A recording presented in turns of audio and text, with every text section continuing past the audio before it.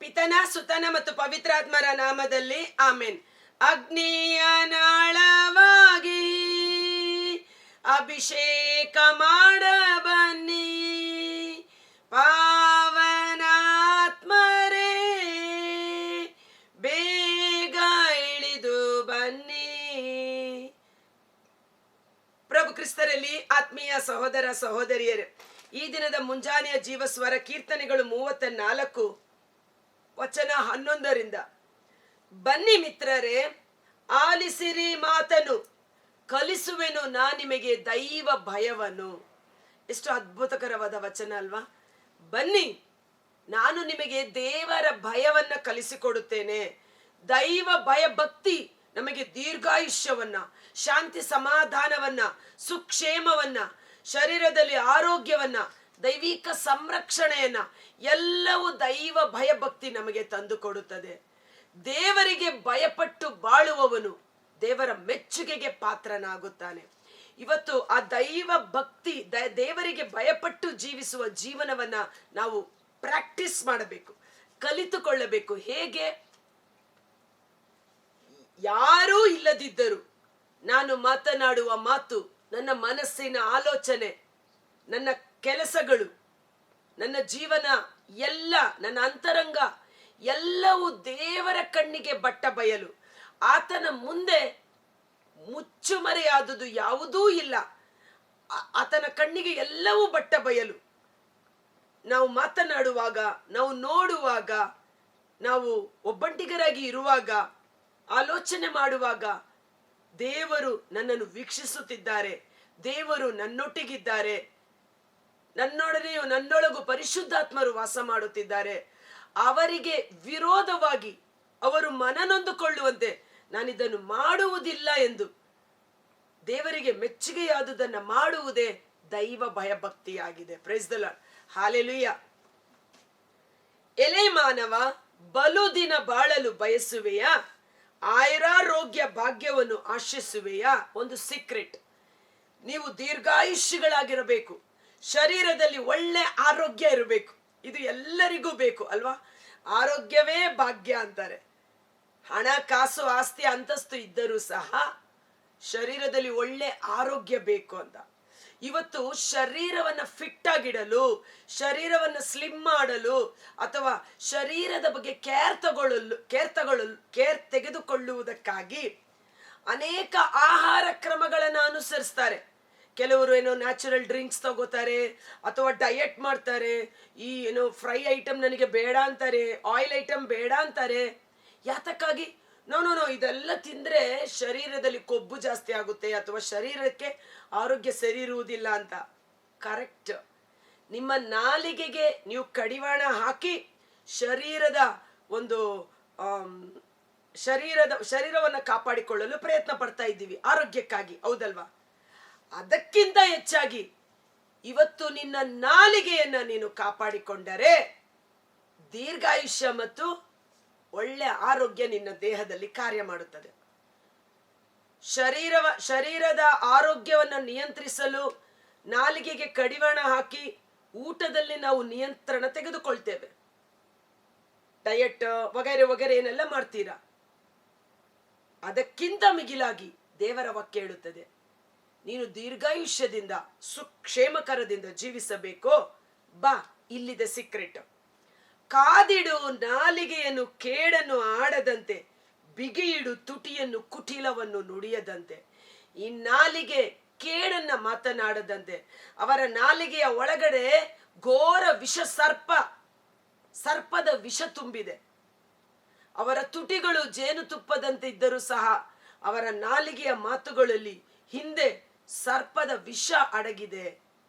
ಅದಕ್ಕಾಗಿ ಇವತ್ತು ನಿನ್ನ ನಾಲಿಗೆ ಸುಳ್ಳಾಡದಂತೆ, ತಪ್ಪಾದ ಮಾರ್ಗದಲ್ಲಿ ಮುನ್ನಡೆಸಲ್ಪಡದಂತೆ ನಿನ್ನ ನಾಲಿಗೆಯ ಮಾತುಗಳನ್ನ ನಿಯಂತ್ರಿಸು.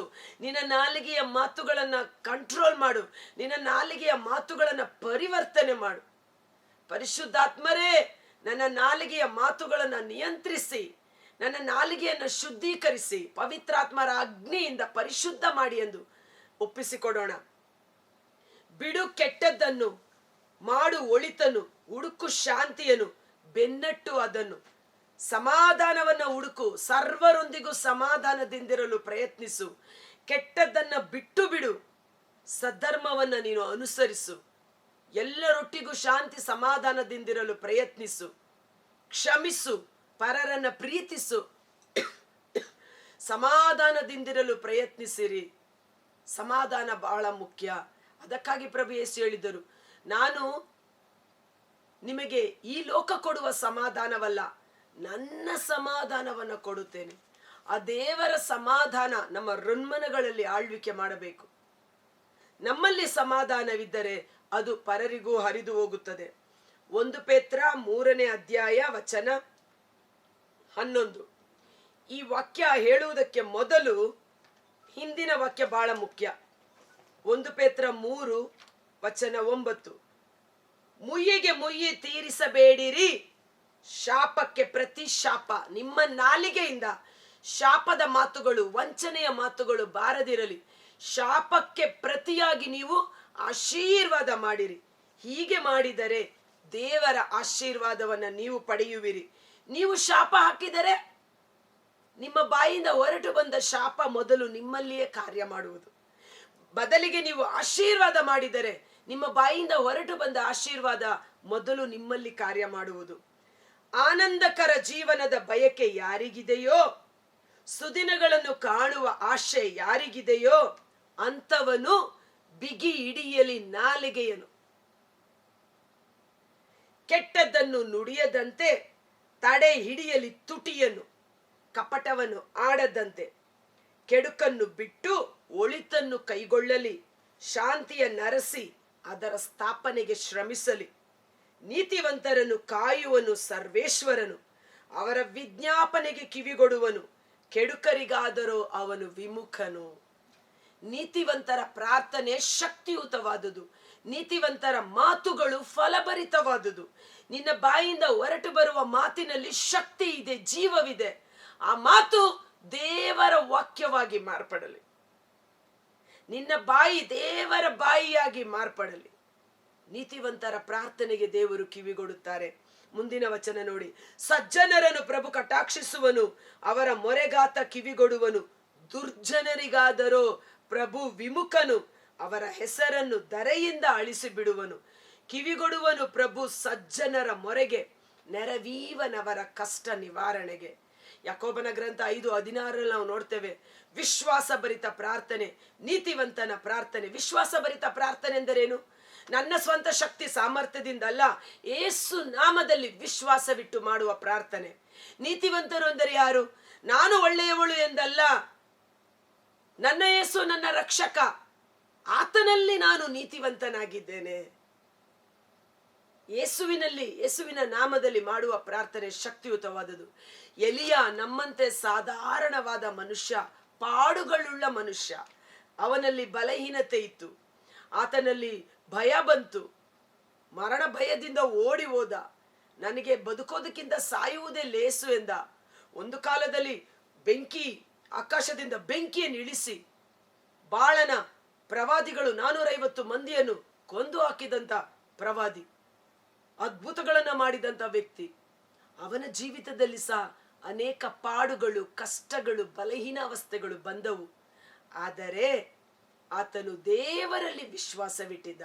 ನಾನು ಸರ್ವೇಶ್ವರ ಸ್ವಾಮಿಯ ಸನ್ನಿಧಿ ಸೇವಕ, ಸರ್ವೇಶ್ವರನ ವಾಕ್ಯವನ್ನು ಮಾತನಾಡುತ್ತಿದ್ದೇನೆ ಎಂಬುದಾಗಿ ಆತ ಪ್ರಾರ್ಥನೆ ಮಾಡಿದಾಗ, ಪ್ರಾರ್ಥನೆ ಎಂದರೇನು? ಮಾತನಾಡೋದು, ದೇವರ ಬಳಿ ಕುಳಿತು ಮಾತನಾಡೋದು. ಆತ ಪ್ರಾರ್ಥನೆ ಮಾಡಿದಾಗ ಆಕಾಶ ಆತನ ಮಾತಿಗೆ ವಿಧೇಯವಾಯಿತು. ಮಳೆ ಬಾರದಿರಲಿ ಎಂದಾಗ 3 ವರ್ಷ 6 ತಿಂಗಳು ಮಳೆ ಬರಲಿಲ್ಲ. ಮತ್ತೆ ಮಳೆ ಬರಲಿ ಎಂದು ನುಡಿದಾಗ ನಾಲಿಗೆಯ ಮಾತುಗಳು, ನಾಲಿಗೆಯಿಂದ ಹೊರಟು ಬರುವ ವಿಶ್ವಾಸದ ಅರಿಕೆಗಳು, ನಾಲಿಗೆಯಿಂದ ಹೊರಟು ಬರುವ ಪಾಸಿಟಿವ್ ಎನರ್ಜಿ ಅಥವಾ ಪವಿತ್ರಾತ್ಮರ ಜೀವಕರವಾದ ವಚನಗಳು, ಮತ್ತೆ ಮಳೆ ಯಥೇಚ್ಛವಾಗಿ ಸುರಿಸಲ್ಪಟ್ಟಿತು. ಇಡೀ ನಾಡು ಅದರ ಆಶೀರ್ವಾದವನ್ನ ಅನುಭವಿಸಿತು. ನೀತಿವಂತನ ಪ್ರಾರ್ಥನೆ ಫಲಭರಿತವಾದುದು. ಪ್ರಾರ್ಥನೆ ಮಾಡಿ ಎಲ್ಲಾ ಸಮಯ ಸಂದರ್ಭಗಳಲ್ಲಿ, ಎಲ್ಲ ಕಷ್ಟ ನಷ್ಟ ದುಃಖ ವೇದನೆಗಳಲ್ಲಿ ನಮಗಿರುವ ಏಕೈಕ ಶ್ರೇಷ್ಠ ಆಯುಧ ಪ್ರಾರ್ಥನೆ. ಪ್ರಾರ್ಥಿಸುವವನು ಜಯವನ್ನು ಹೊಂದಿಕೊಳ್ಳುತ್ತಾನೆ. ಪ್ರಾರ್ಥಿಸುವವನು ಬಿಡುಗಡೆಯನ್ನು ಹೊಂದಿಕೊಳ್ಳುತ್ತಾನೆ. ಪ್ರಾರ್ಥಿಸುವವನು ಸರ್ವವನ್ನು ಸಾಧಿಸಲು ಶಕ್ತನಾಗುತ್ತಾನೆ. ಕರ್ತನಾದ ಯೇಸುವೇ, ಮುಂಜಾನೆ ಜೀವಸ್ವರವನ್ನು ಆಲಿಸುತ್ತಿರುವ ಪ್ರತಿಯೊಬ್ಬ ಸಹೋದರ ಸಹೋದರಿ ಅವರ ಕುಟುಂಬಗಳನ್ನು ನಿಮ್ಮ ಕರಗಳಿಗೆ ಸಮರ್ಪಿಸುತ್ತೇನೆ. ಇವತ್ತು ದೀರ್ಘಾಯುಷ್ಯ, ಶರೀರದಲ್ಲಿ ಒಳ್ಳೆ ಆರೋಗ್ಯ, ಎಲ್ಲವೂ ಸುಕ್ಷೇಮದಿಂದಿರಬೇಕಾದರೆ ನಮ್ಮ ನಾಲಿಗೆಯೇ ಕಾರಣ. ನಾಲಿಗೆಯಲ್ಲಿ ಜೀವ ಮತ್ತು ಮರಣದ ಶಕ್ತಿ ಇದೆ. ಜೀವವನ್ನ ಮಾತನಾಡುವವರು ಅದನ್ನೇ ಅನುಭವಿಸುವರು. ಯೇಸುವೇ, ಅಂದು ಪ್ರವಾದಿ ಯೆಶಾಯ, ನಾನು ಪಾಪಿ, ನಾನು ಅಶುದ್ಧನು, ನಾನು ಅಯೋಗ್ಯನು ಎಂದು ತನ್ನನ್ನೇ ತಾನು ಅಲ್ಲಗಳೆಯುವ ಸಮಯದಲ್ಲಿ ಆ ಬೆಂಕಿಯ ಕೆಂಡ ಅವನ ತುಟಿಗಳಿಗೆ ತಾಕಿಸಿ ನಿನ್ನ ದೋಷ ನೀಗಿತು ಎಂದು ಆ ನಾಲಿಗೆ ಶುದ್ಧೀಕರಿಸಲ್ಪಟ್ಟಾಗ, ಇಗೋ ನನ್ನನ್ನು ಕಳುಹಿಸಿ ಎಂದು ಜೀವಕರವಾದ ಶುಭ ಸಂದೇಶವನ್ನು ಸಾರುವ ಪ್ರವಾದಿಯಾಗಿ ಅಭಿಷೇಕ ಮಾಡಿದ ರೀತಿಯಲ್ಲಿ ನಮ್ಮ ನಾಲಿಗೆಯ ಮಾತುಗಳು ಪವಿತ್ರಾತ್ಮರ ಅಗ್ನಿಯಿಂದ ಪರಿಶುದ್ಧಗೊಳಿಸಿರಿ. ನಮ್ಮ ನಾಲಿಗೆ ಪವಿತ್ರಾತ್ಮರಿಗೆ ಅಧೀನವಾಗಲಿ. ನಾಲಿಗೆಯನ್ನು ಕಾಯುವವನು, ನಾಲಿಗೆಯನ್ನು ಹತೋಟಿಯಲ್ಲಿಟ್ಟುಕೊಳ್ಳುವವನು ನಿಜವಾಗಿಯೂ ಸಿದ್ಧ ಪುರುಷನೇ. ತನ್ನ ಜೀವನವನ್ನೇ ಅವನು ನಿಯಂತ್ರಿಸಲು ಶಕ್ತನಾಗುತ್ತಾನೆ. ಈ ನಾಲಿಗೆಯ ಮಾತುಗಳು ಪವಿತ್ರಾತ್ಮರಿಗೆ ಮೆಚ್ಚುಗೆಯಾದ ಮಾತುಗಳಾಗಿ ಇಳಿದು ಬರಲಿ. ಈ ನಾಲಿಗೆ ದೇವರ ಮಹತ್ ಕಾರ್ಯಗಳನ್ನು ಸಾರುವ ನಾಲಿಗೆಯಾಗಿ, ಸ್ತುತಿಸುವ, ಪ್ರಾರ್ಥಿಸುವ, ಜೀವಕರ ವಚನಗಳನ್ನು ಮಾತನಾಡುವ ಜೀವ ವೃಕ್ಷದ ನಾಲಿಗೆಯಾಗಿ, ಸಂತೈಸುವ ನಾಲಿಗೆಯಾಗಿ ಮಾರ್ಪಾಡಾಗಲಿ. ಈ ನಾಲಿಗೆ ಆಶೀರ್ವಾದದ ಮಾತುಗಳನ್ನು ಮಾತನಾಡುವ ನಾಲಿಗೆಯಾಗಿ ಪರಿವರ್ತಿಸಿರಿ. ನೀತಿವಂತನ ಪ್ರಾರ್ಥನೆ ಫಲಭರಿತವಾದುದು. ನನ್ನ ನಾಮದಲ್ಲಿ ನೀವು ಇದುವರೆಗೂ ಏನನ್ನು ಕೇಳಿಕೊಳ್ಳಲಿಲ್ಲ. ನನ್ನ ನಾಮದಲ್ಲಿ ನೀವು ಏನನ್ನು ಕೇಳಿಕೊಂಡರು ತಂದೆ ದೇವರು ನಿಮಗೆ ಅದನ್ನು ಅನುಗ್ರಹಿಸುವರು. ಯೋಹನ್ನ 14:14 ಯೇಸುವಿನ ನಾಮದಲ್ಲಿ ಪ್ರಾರ್ಥಿಸುವ ಆ ಶಕ್ತಿ, ಪ್ರಾರ್ಥನಾ ಚೈತನ್ಯ, ಅಭಿಷೇಕ ನಮ್ಮಲ್ಲಿ ಇಳಿದು ಬರಲಿ. ನಮ್ಮ ಎಲ್ಲಾ ಪ್ರಾರ್ಥನೆಗಳು ಯೇಸುವಿನ ನಾಮದ ಶಕ್ತಿಯಲ್ಲಿ ಮುನ್ನಡೆಸಲ್ಪಡುವಂತಾಗಲಿ. ಯೇಸುವಿನ ನಾಮ ನಮಗೆ ದೇವರು ಕೊಟ್ಟಂತ ಶ್ರೇಷ್ಠ ಆಯುಧ. ಈ ಸಮಯದಲ್ಲಿ ಜೀವಸ್ವರವನ್ನ ನೋಡುತ್ತಿರುವ ಪ್ರತಿಯೊಬ್ಬ ಸಹೋದರ ಸಹೋದರಿ ಅವರ ಕುಟುಂಬಗಳಿಗಾಗಿ ಪ್ರಾರ್ಥಿಸುತ್ತೇನೆ. ಯೇಸುವಿನ ನಾಮದಲ್ಲಿ ನಿಮ್ಮ ರೋಗಗಳು ಗುಣವಾಗಲಿ.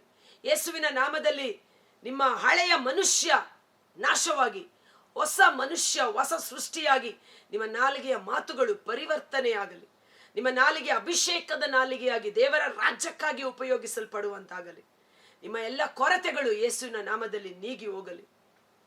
ದೇವರ ಆಶೀರ್ವಾದ ನಿಮ್ಮಲ್ಲಿಯೂ ನಿಮ್ಮ ಕುಟುಂಬದಲ್ಲಿಯೂ ನಿಮ್ಮ ಸಂತತಿ ಸಂತಾನದಲ್ಲಿ ಅಭಿಷೇಕವಾಗಿ ಸುರಿಸಲ್ಪಡುವಂತೆ ಯೇಸುವಿನ ಅದ್ಭುತಕರವಾದ ನಾಮದಲ್ಲಿ ಪ್ರಾರ್ಥಿಸಿ ಬೇಡಿ ಹೊಂದಿಕೊಳ್ಳುತ್ತೇವೆ. ಆಮೆನ್. God bless you. ದೇವರು ನಿಮ್ಮನ್ನು ಹೆಚ್ಚಾಗಿ ಆಶೀರ್ವದಿಸಲಿ. ನನ್ನ ನಾಮದಲ್ಲಿ ನೀವು ಏನನ್ನು ಕೇಳಿಕೊಂಡರೂ ತಂದೆ ದೇವರು ನಿಮಗೆ ಕೊಟ್ಟೇ ಕೊಡುವರು. ನಮಗೊಂದು ರಕ್ಷಕನ ನಾಮ ಉಂಟು. ನನ್ನ ಯೇಸು ನನ್ನ ರಕ್ಷಕ. ಯೇಸುವಿನ ನಾಮದಲ್ಲಿ ಪ್ರಾರ್ಥಿಸೋಣ. ಎಲ್ಲ ಹೋರಾಟಗಳಲ್ಲಿ ಜಯಶಾಲಿಗಿಂತ ಮಿಗಿಲಾದ ಜಯಶಾಲಿಗಳಾಗಿ ಜೀವಿಸಿ ಯೇಸುವಿನ ನಾಮಕ್ಕೆ ಸಾಕ್ಷಿಗಳಾಗೋಣ. Thank you. ಈ ವಿಡಿಯೋ ಲಿಂಕನ್ನು ತಪ್ಪದೆ ಪರರಿಗೆ ಶೇರ್ ಮಾಡಿ ಅದರ ಮೂಲಕ ಬರುವ ಆಶೀರ್ವಾದವನ್ನು ಹೊಂದಿಕೊಳ್ಳಿರಿ.